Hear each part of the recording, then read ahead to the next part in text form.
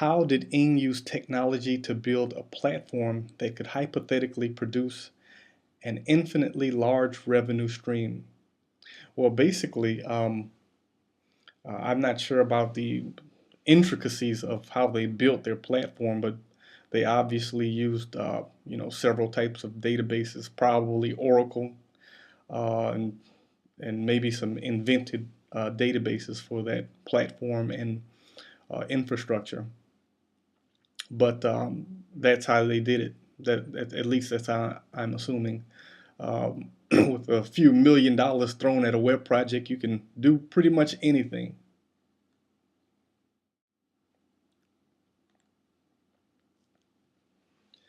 How did Ing use viral expansion loops to completely change the social network platform? Basically, they built a network that allows people to refer other people. Um, for example, if you find a like a dog show person, somebody that likes dog shows, they could create a in network and invite people that they know to their network. And once they get invited, they'll actually invite other people that have that similar interest. And not only that, one of the things that happens when a person joins one of these networks, they actually can customize and make their own profile. So you can create like a sub niche or sub network underneath that main network that you just joined. Um, and then, once you join that network, for example, say that dog owner joined the new pet or the dog show website. Well, they can create a website for a particular type of dog, and yeah, there's hundreds of different dogs out there. So each of these dogs could have their own network, and I guess that's the key. So you can kind of transfer that into any type of industry, such as maybe housing, cars, any hobby, and that's what viral expansion looping does. Simply referring other people and creating networks instantaneously, and it's easy.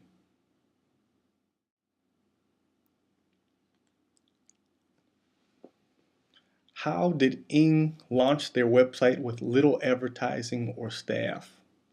I'm going to assume that um, they did need a marketing budget because they obviously knew that this was a viral expansion loop type of website. So little or no marketing went in. So that means that you don't have a lot of people passing out flyers.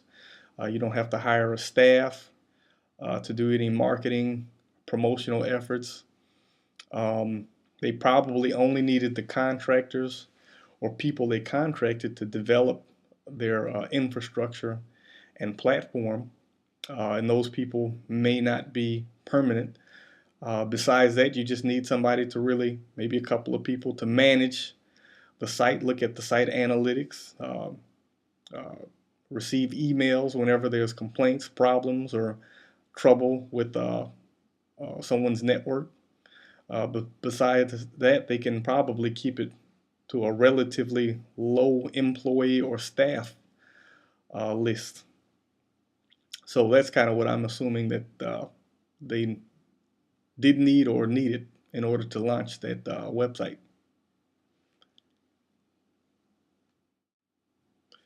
What built-in advantages does Ing have for advertisers over MySpace and Facebook? One of the things that I've noticed is with Ing, you have more control. Like I manage a site for one of my clients, and we can put in, uh, animated GIFs. We can put in, I believe, uh, HTML or Flash. Uh, in our site, it's totally customizable. So Facebook, uh, you really can't customize Facebook like you want it, but with Ing and also MySpace, you can customize more.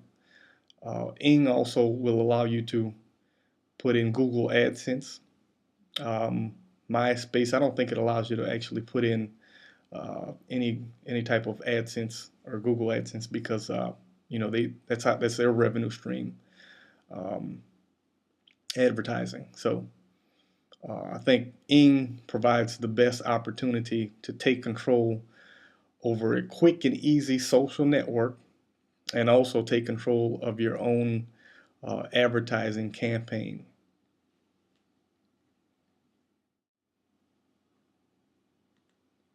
What changes have you seen on MySpace and Facebook to better their revenue models over the last year? Um, let's see here. MySpace, they've made tons of changes. I think MySpace has made more changes than Facebook and maybe any other social network because they were at the top for so long.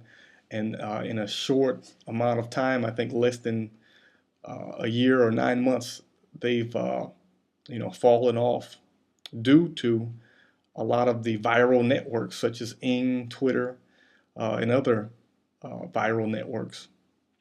Um, Basically, some of the changes I think I've seen MySpace, uh, mainly graphic, certain features such as allowing people to play more music in the band content websites. Before a long time ago, it used to be only 3 songs. Now I think you get like 10, maybe even 12 or 15 songs. And also they've created music albums, or so you can actually uh, have like an album link in your MySpace page. um, with Facebook, I really haven't noticed a whole lot of changes other than possibly being able to um, create a custom Facebook domain or URL. Basically, now, for example, my business uh, is facebook.com /DXI design. I have another Facebook that's facebook.com /Dominic. So I don't think a year ago they had that. So that's something new. And perhaps that'll add to, it'll be a value added benefit or value added feature that may increase their revenue model. Additionally, they've allowed you to add more apps or applications. For example, you can interface your Twitter with Facebook and vice versa.